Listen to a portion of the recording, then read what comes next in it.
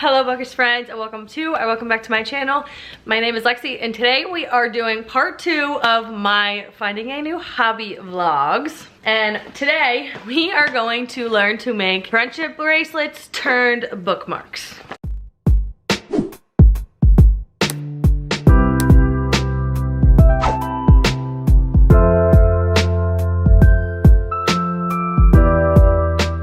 So my idea for this one was to use embossing string to make bookmarks. And I have this book that I've had for literal years. I had this when I was young and I used to be obsessed with making friendship bracelets. So it just shows you like step by step how to make different kinds of friendship bracelets, different designs and whatnot. So I was like, you know what, that could be kind of fun. But they have thicker ones, like this is just one single bracelet. So I was like, oh, that could work for a bookmark, right? And I can match the colors that I use to the books that I'm reading. How fun is that? I'll briefly talk about the books in these vlogs because some of these, like this one for instance, is also going to be talked about in my Reading Booktubers Favorites video. I want to try making just like a basic friendship bracelet because it's been years since I've made one of these. And I want to try the chevron stripes one, basic one right here, where it's legit just chevron stripes. Then once I get like comfortable with it, we'll maybe get a little more advanced. But I got this pack of, they call it embroidery floss. I got this from Michael's. It was only $20 and it comes with 105 different colors of string. To start, I'm not gonna do one that matches my book just yet because I really just wanna like get used to doing it. I remember this being much, oh right here, basic left not, basic right now, okay. Or I'm wondering if I should just start with like the most basic just stripe bracelet. I should probably do that. But I want to do a light pink and a hot pink. I think I can use as many colors as I want, but I think I want to keep it to 2. Or should I throw a white in there? I don't know why I'm on such a pink kick right now. Purple always used to be my favorite color, but I think it's turning into pink.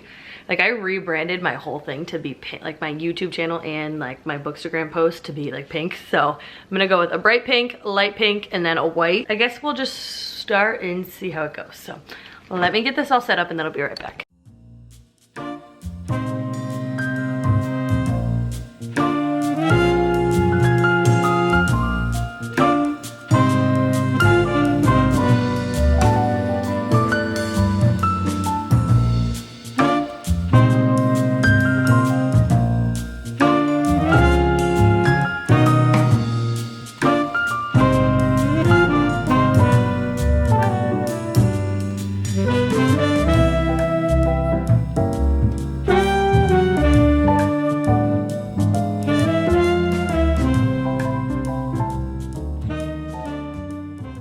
Okay, so I just did a little bit of this, coming out so cute. It's so easy, honestly. I was like, oh, am I gonna remember how to do this? I remember exactly how to do this, but it's when it gets to the different designs instead of just like the straight across stripes that's gonna get tricky for me. I'm going to continue doing this. I'm not gonna finish this one on camera because this has nothing to do with reading, and obviously I'm trying to make all these vlogs involve reading somehow. So the next time you see me, let me fix my tripod. The next time I will pick up the camera for this vlog is when I'm making something that matches this. Obviously we're gonna do a bright green, probably like an orange, a nude color, and like a black or a brown. And we'll make something that looks similar to this. My camera battery is dying and blinking at me, which means I gotta go.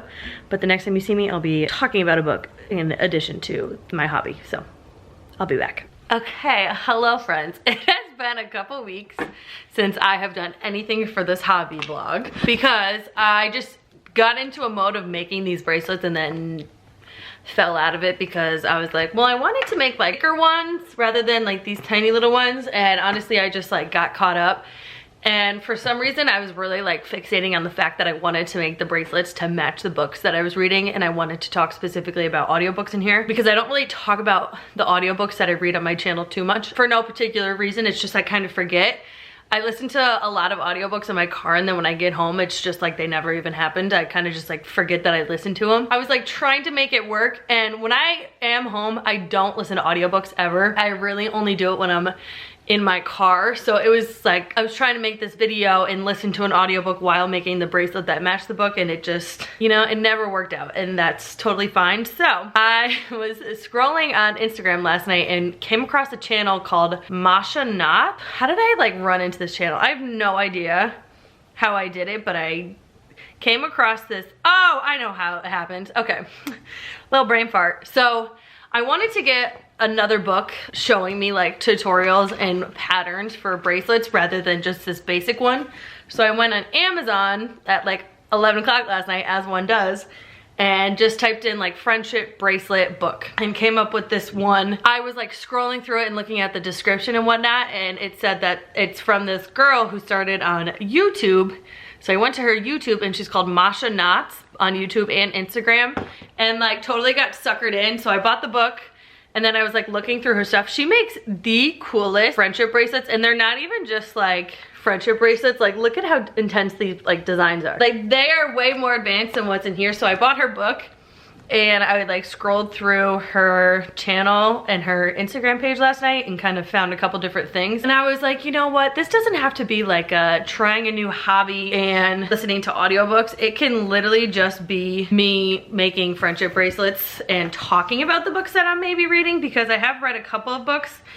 And when I was thinking about it, I was like, you know what? This really doesn't need to be about specifically audiobooks. I can kind of just, when I'm doing the bracelets, I can talk about like what I've been reading and what I've been enjoying, and I can even talk about audiobooks because I do obviously listen to audiobooks and I don't dedicate videos specifically to them. So that's what we're gonna do. And I'm currently working on this bracelet, which I'm just finishing it up. It's Lakers color. I made it for Chris, and I was like, Chris, I don't care if you don't wear it, like just take the damn thing. Another hard thing I was having with this specific video is I don't really wear bracelets like this, but I love making them. So I was like, why am I doing this if they're literally just gonna like sit and gather dust? And I've been watching a lot of Haley Bookland's videos, and she was just talking about like hobbies and getting hobbies and having hobbies. And she was like, honestly, it's not for the fact that I want to use these crafts that I make. It's really just for the pure enjoyment that I have when I am doing these hobbies and these crafts. I was like, you know what? That's so accurate. Like, I can make bracelets of the colors that I like. Hopefully I can find purpose for them at some point. Like, I would love to make a really cute keychain. I was like, that even little things like that will just be fun. And hobbying is something that I really want to like start getting into in 2024. Because it just like relaxes your mind and lets you get your creative juices out, and it's just fun. But part of the reason why I didn't pick up the camera and do anything for this video is because when I was doing these hobbies, I wasn't sitting and listening to my audiobook, because I just don't like to do that. I like to sit and have like Friends. I love my Ink Master, you guys already know that. I like to have those shows playing in the back, and I don't like to sit with headphones on listening to an audiobook. So part of the reason why I wasn't doing it was because in my mind for this video, I needed to be listening to audiobooks while I did it, so I just didn't do it. But I just tied off this one. I gotta go get scissors. This is for Chris. Let me get to my clipboard. It's Lakers colors, and it's just a simple chevron stripe pattern. How cute. I gotta cut the ends off. And then when I originally started it, I made these two that I was gonna send to my sister and her hubby. They're Georgia Bulldogs colors. So this one is chevron stripes, and this is just like the regular, I don't know, ankle design. And then I also have this really pretty pink one. If you saw, nope, you didn't see it yet. Actually, it should be up by this time the video's up. I just posted a 24 hours in my life vlog, so make sure to check that out. And you see me use this to organize all my string, and this pops open. All the drawers just fell out. Nice. Anyway, back to what I was saying. This obviously has drawers, and I color coordinated the drawers and organized them by color. And then at the top of this, there's obviously little compartments where I'm gonna store the excess string I have and the bracelets that I've already made and just don't know what to do with yet. So that's the plan. I'm gonna go get scissors, cut this, and then we're gonna start our next bracelet, and I'm gonna talk about the books I'm reading. All right, so I just cut that. I'm gonna put that in there. I did see this one bracelet from Masha Knots that's called like a rag rug, and you basically just use all your extra string that's like already used, like these shorter pieces that you can't really make a bracelet out of. Louie! And use your scraps in a bracelet to use it up. We're gonna save those for a bracelet like that one day. While I start my next bracelet, no, go up. I want to quickly talk about the books that I have currently read that you already haven't heard me talk about. The first one being, I just listened to the audiobook of The Last Word. Let me scooch over so I can put a picture. The Last Word by Taylor Adams. This is like, this was a really anticipated read for me because I love this author's other book, No Exit. That was like a 5-star favorite of mine. It was such a great thriller. And this one I had really high hopes for, and it like somewhat met my expectations, but it was still just like not as good as No Exit. I listened to the audiobook fairly quickly, and I definitely recommend the audiobook because it's so fast paced that I like listening to those kinds of thrillers via audio. Really enjoyed the audiobook, except for it was basically the premise of this story is this girl, something tragic happens with her husband, so she leaves her hometown and goes to some like beachy town for the summer and house sits famous woman's house, I guess. I don't really know if that's the case. And some weird things start happening, and then she leaves a 1-star review, and the author responds and says, take this comment down, like this is degrading, this is bad for my business, starts like stalking her essentially. And then so she thinks that he shows up and starts like tormenting her, and basically it's like her living out a horror story, and she reads a lot of thriller novels, so she's like, this guy won't get me, I'm smarter than that because I've read these books and I know how they work. It was so good. But what I didn't like was I was like 83% through with the audiobook, and a typical ending happened, and you're kind of like, all right, so where do we go from here? And it was kind of like a little drawn out in my opinion, and it was kind of like, okay, like I think we could end the story here, and it just never ended, and I feel like it dragged on a little bit. So I gave it a 3.75 star. Really enjoyed it, had a good time, but definitely didn't need to be as long as it was. So after The Last Word, when I finished that today, I immediately jumped into Matthew Perry's memoir, Friends, Lovers, and the Big Bad Thing. Is that what it's called? Oh, Big Terrible Thing. And I am 50% of the way through, and I am so addicted to this audiobook. If you didn't already know, I'm a huge Friends fan. That show is my personality, and those are my friends. Like, I feel like I'm in that friend group. And when we lost Matthew Perry earlier this year, I was like devastated because Chandler just like makes the show, and he is like the light at everybody's like at the end of everybody's tunnel, and Chandler just makes that show so much better, and he's just such, I don't know. When it happened, I was like actually devastated. This is gonna sound so weird. I had never lost anybody that was like in my favorite show ever, and I know a lot of people, when they lose somebody that is in a show that they've loved for years and they've watched for years and it's their comfort show, like they were always really upset, and I was like, I don't really get that because you don't really know that person. And then when Matthew Perry passed away, I was like, oh my God, I get it now. Like, I legitimately felt like I lost one of my friends, and it like broke my heart. So that made me like really sad when that happened. And I seriously thought I was never gonna be able to watch Friends again. And obviously I still can. Chris was telling me, he was like, Lexi, think about it. Like, if Matthew Perry was here, he wouldn't want you to not watch his show because you're sad. He would want you to watch it so you can laugh at Chandler Bing. And I was like, you know what, you're right. So obviously I continued to watch, but it's still very weird to me to watch the show without him being around, and it just makes me very sad that he's not with us anymore. If you watch Friends, you just know how hard it is to describe like Chandler Bing. Like, it's just not easy. I had put a hold on his audiobook. I'm not really a memoir person, and when he first came out with it, I was kind of like, like, I know some of the struggles that he went through, but with any celebrity memoir, you never actually know the true story of what happened. When they do come out with these memoirs, you read them and you're like, holy shit, like, it is so much more intense and much more worse than I thought. I did the same thing with Jeanette McCurdy. I was like, oh, like, I know she had like an eating disorder type thing, like her mom was abusive, but then they tell you these stories that probably nobody in the public has heard before, and it just like breaks your heart knowing that they went through these things and they think that they're not worthy of the love and respect and attention that they have. Listening to his audiobook has been really hard, and it's so weird. Like, Matthew Perry is Chandler Bing. There's no distinct, like they are just the same person. Matthew Perry was legitimately born to play Chandler Bing. You hear about his childhood and his, like, how he was growing up. And if you watch Friends and you know Friends, like, truly know Friends, then you know, like, holy shit, like, this is not Matthew Perry's life I'm reading about. This is Chandler Bing's life I'm reading about. And obviously they're the same person. So it's just crazy to me to see how similar Matthew Perry's life is to Chandler Bing's. In the show, you wonder if they wrote Chandler Bing a certain way to make him true to the character, you know? It's very sad. All Matthew Perry ever really wanted was for somebody to just love him and give him attention, and he talks a lot about how he has mommy issues, and his mom was like the secretary to the prime minister in Canada where he grew up. And so she was always very popular, very in the spotlight. She also was Miss Ontario, I think. She was always very beautiful. The second she walked into a room, everybody's eyes were on her, and she never really gave him the attention that he needed, especially when he was growing up.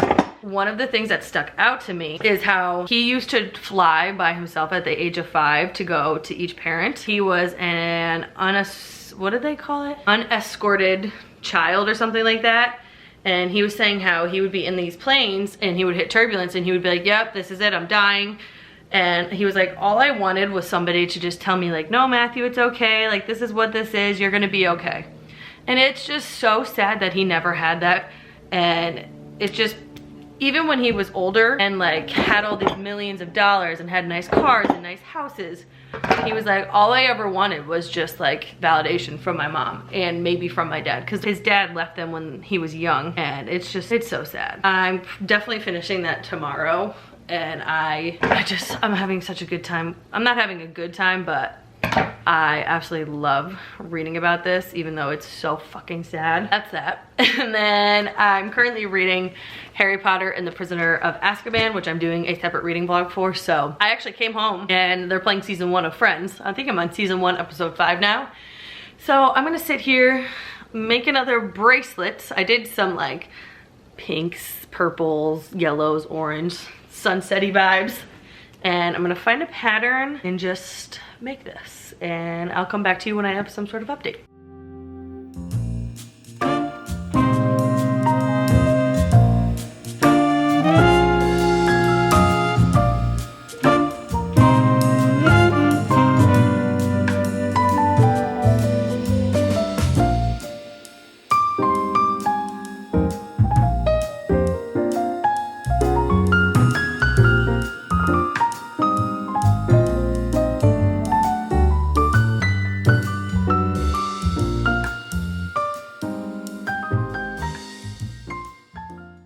Okay, hello friends. I am checking in because I tried a new pattern for Valentine's Day, which it's Valentine's Day today when I'm filming this portion. And I literally opened Instagram after I started filming that last clip and saw this design, so decided to try it. Look at their little hearts. How cute. I fucked up like this one right here, as you can see. It doesn't look like the rest of them, but I think I got the hang of it, and I'm just gonna keep going with this one. So let's see if I can finish this one today.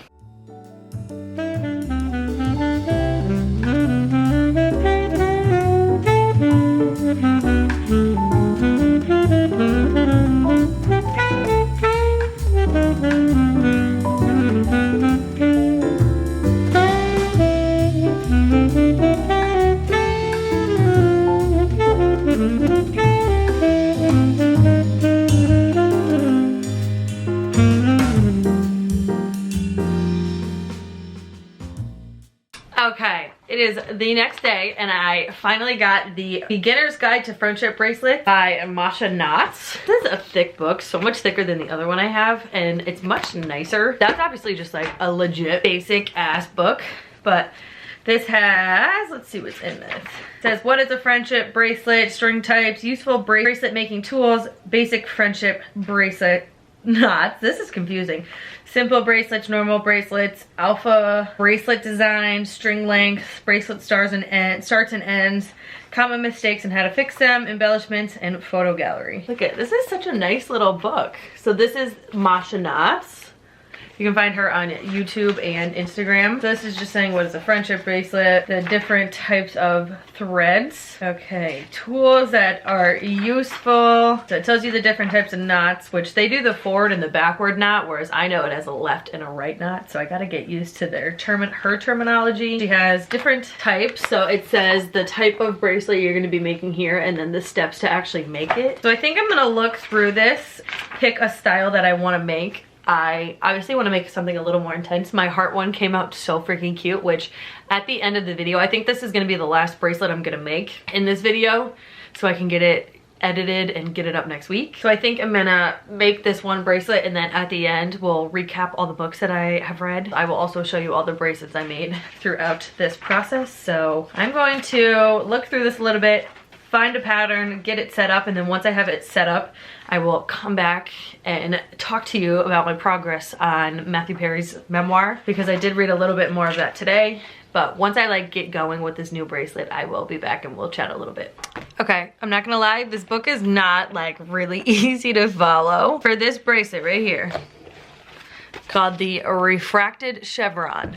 Just got 1, 2, technically showing you how to set it up. So tying a knot, where to put the strings, 1 step, 2 step, 3 step, 4 step, and then this page. And that's it for the entire bracelet. Like, she doesn't show you how to like really do it like that in depth. So I don't know if this book was technically a great purchase. We'll play around with that with another time. So let me look in this one and see. Cause I just wanna like make something and have it be like relatively easy. I guess I could probably do this, but that's like also kind of boring. And these are just ugly. I might look on YouTube and find something. All right, I guess we'll try this fish one. So let me pick my colors and then I'll be right back.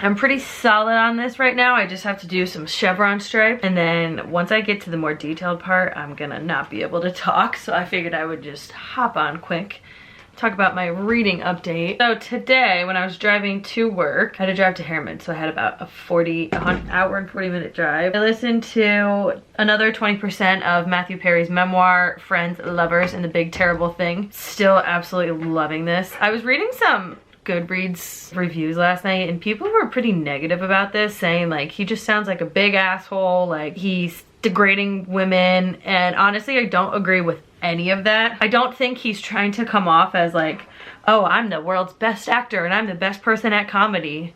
That's not what he's saying at all, and I think people are misunderstanding it.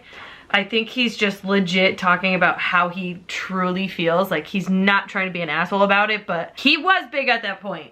In the 2000s when he was Chandler and they had like 6-7 seasons, he was one of the biggest fucking comedy people. So I don't know why you're like getting mad that he knows he was one of the best. Like, if you were the best at something during a certain time and you were talking about it, you would tell people you're the best, would you not? You wouldn't be like, oh, I was all right. No, you know you're fucking good, so why wouldn't you say it? And another thing I saw on Goodreads was people saying that he said a lot of like sexist comments. And again, I don't get the vibe of any of that. He talks about women a lot and talks about how like he just wanted to like hook up with people and sleep around. And I don't get how that's sexist at all, because even females want to do that. So I think some people are just being a little dramatic. When he does talk about women and the women that he loved in his life, not once does he ever say anything super like rude about them. He just says like, I absolutely loved this person. She was smart, she was beautiful, she was intelligent, and I fucked it up. Like, he took blame for fucking up all of his relationships and didn't put that on anybody else but him. So I don't know why people are saying that, because I also saw comments about him not owning up to his actions. And it's like, this whole book is him owning up to his actions, saying, I know I was an addict. And I feel like it's so hard for people who have never experienced that to be like, oh, he blamed it on everybody else. That's what addicts do. They legitimately don't think they have a problem, so that's why they blame everybody else for their problems. So it's like, why is it such a big deal when it's Matthew Perry, when every single other addict does the same exact thing? So I was reading the Goodreads things last night getting so mad, because it's just like, I feel like a lot of these people saying these stupid things are probably people that don't even know who Matthew Perry is, or didn't really watch Friends and just read memoirs about celebrities to fucking bash them. So I don't know, that made me very angry, because nothing in this book is coming off as like him being an asshole. When he talks to staff at like rehabs, he can come off as an asshole, but he's also detoxing from 55 Vicodin a day he's not gonna be in La La Land so happy to be there. Like, obviously he's irritated, obviously he's a little aggressive. It's because he's literally going through a terrible detox. I think people are just being mean and don't really understand, but let me tell you, being a huge Friends fan, it is so hard to read this and know like exactly what he went through now. I mean, I didn't grow up in the 2000s, I was alive, but when all of this was going on in 2004, I was literally like 8 years old, so I had no clue any of this was going on, and you never really heard about it. And when I did start watching Friends many years ago, nobody really knew what he was dealing with. And so when I was watching it, I was just watching it like didn't know anything was going on. And then one day somebody was like, oh yeah, Chandler was on drugs all the time and drunk. And it's like, what the hell? Like, you would legit never know that anything was wrong with him. And now throughout the book, he's saying, okay, it's this time, we were filming season 6, I was doing this, I was doing that. And he talks about when he was really skinny, he was on a lot of pills. When he was heavier, he was drinking. And then if he had a goatee, he was like, I was on so much Vicodin and you have no idea. So now when I watch the show, because I watch it whenever I can, it's on TBS all day during the day. So whenever I'm like home working or on the weekends, I always have Friends on, and then I usually watch it at night to go to bed. So now it's so much different watching it. I guess now I'll be able to tell the different stages that he was at, depending on what he looks like, which it doesn't change the show at all, let's be honest. Friends is still gonna be Friends. I was talking to Chris about it last night and I was getting choked up because Friends is a huge part of my life. Whenever I'm stressed and anxious and can't sleep at night or just cannot get my brain to shut up, Friends is the one thing that I put on and all of my problems just melt away. I was like getting choked up about it last night and I was like, Chris, like, it just makes me so sad that he's, oh my God, I'm getting choked up about it now. It's just so sad that he's not here anymore and that he spent his entire life thinking he wasn't enough, feeling like nobody loved him, when there was millions of people who related to him as Chandler and who looked to Chandler for an escape from their regular life because they just wanted somebody funny. And there's so many people, even to this day, however many years, 20 years after the show aired and ended, that use Friends as an escape to escape their daily problems. And it's like, if only Matthew Perry could just understand that and could have understood that, maybe things would be different and he would still be with us. It just like breaks your heart to know how broken he was when he literally fixed so many people. That's the only way I can describe it, and it's just so crazy to me that he's no longer with us, and it makes me so sad. And I like legit get choked up thinking about it because he was such a big part of my life, and he still is, because I still freaking watch Friends. The amount of times I've been so anxious at nighttime and just cannot get my brain to shut up, and Chris will just turn Friends on for me and within 10 minutes I'm dead asleep. I'm not the only one that's like that. I think there's millions of people to this day that are like that. I am thoroughly enjoying this audiobook. That was like a 5-minute rant about this book, but it is so good. And if you are a Friends fan like me and you've been hesitant about reading it, because I posted on my Instagram story that I was reading it and so many people were like, I have this, I want to read it, but I haven't been able to even think about it since he passed away. I was like, it is sad, and it's extremely sad and weird to read knowing that he's no longer with us, but like it just gives you such an appreciation for him and for the show and for Chandler and for everybody that was involved with him. I'm loving it, I really am. I'm definitely buying myself a physical copy so I can have it forever, and I know that in the physical copy there's pictures and stuff, and he says like, in this picture I was taking 55 tabs of Xanax a day or whatever it was, and now I want to like get the book and see the pictures for all of that. I am thoroughly enjoying this. I will definitely be finishing this tomorrow when I'm out driving. That's my little rant on Matthew Perry's memoir. Don't listen to the haters, they're all wrong. Anybody that says anything negative about this book, I'm sorry, you're wrong. Don't take what they say to heart because it's not true. It is such a great memoir, it really is. And the thing I love about it the most, and this is the last thing I'll say because I know this clip is getting long, you can see Matthew Perry's personality and humor throughout this entire book, and it's Chandler. Like, there's no differentiation between the two. Matthew Perry, how he acts is how Chandler acts. So it's like, yes, he's depicting Chandler, but they're the same person. And that's probably how Matthew Perry was in real life and as a friend. So It's very fun to listen to because he just like, he'll be talking about something, he's like, yep, fuck that up. Like you just hear like the Chandler one-liners, but it's Matthew Perry. Like there is no Chandler. It's just Matthew Perry. He just has a different name when he's acting. So really enjoying that. But I'm going to keep working on this bracelet. I am gonna turn on Ink Master. I was just watching a YouTube video from Haley in Bookland, who I absolutely love. I'm gonna continue working on this. I might make this a shorter one and make it like maybe a little bit of a keychain because I don't want to sit here for that much longer. My brain kind of hurts. And I really need to keep reading Harry Potter. I haven't done much physical reading. I'm gonna keep going and then I will be back to close out this video.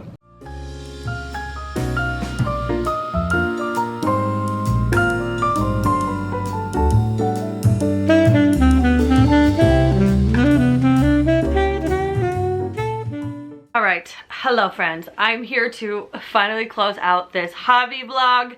And honestly, I don't remember what books I read in this. I'm pretty sure I talked about Natural Beauty by Lang Lang Huang. But I know the main book I talked about in this was Matthew Perry's memoir, Friends, Lovers, and the Big Terrible Thing. I finished this today and I loved it so freaking much that I knew I had to have a physical copy. One, because I'm a huge Matthew Perry fan. I mean, obviously Chandler Bing is like my personality trait. I just loved Friends so much and I loved him so much, but I knew I wanted a physical copy simply because in the middle, he has a couple pages of pictures from like his childhood and like him growing up, and it tells you like who's who. So it's one thing to listen to the book or read the book and like have your own description of these people, but it's different to actually see all of this stuff and see the people that he's talking about. So I'm so excited to go back through and look at the pictures. Louis, you can open the door. I absolutely love this. This was an immediate 5-star for me. Like from the second I heard him start talking when I first started it, I knew it was gonna be a 5-star, and I loved it so much. There's so much goodness that came out of this book. I hope people out there that deal with the same kind of issues that he deals with read this book and at least gather something from it and know that it's not a one-time journey, it's a lifelong journey, and he clearly makes sure that everybody knows that that's what happened to him. He was 52 years old and relapsing after 2 years of being sober. Like, it's not impossible. And I just hope people can take something and learn something from this and just appreciate what he did with this. But I absolutely love this. I had to have a hard copy, went and bought it today, and I'm very excited to own this. I have a feeling this will be one that I will listen to fairly often, or one that I will go back and read physically maybe. And then one quick thing I loved about this, I know I've talked a lot about this book in this vlog, so I'm not gonna sit here and wrap up my thoughts, but I love how much he loved Batman because I'm a huge Batman person.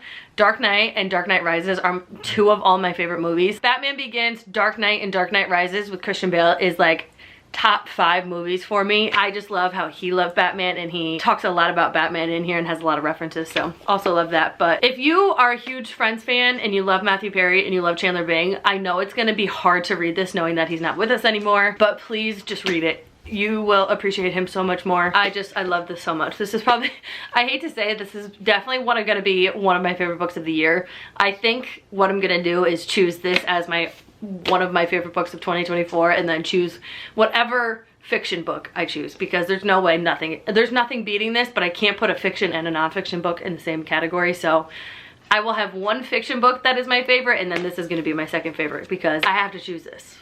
But I know there's gonna be a fiction book that I like best too, so we're gonna have 2 favorite books of 2024. And it's literally only February 16th, and I'm already saying that this is my favorite book of the year. That's the reading part of this vlog. Let's go over the hobby part of this vlog, which was making friendship bracelets with string.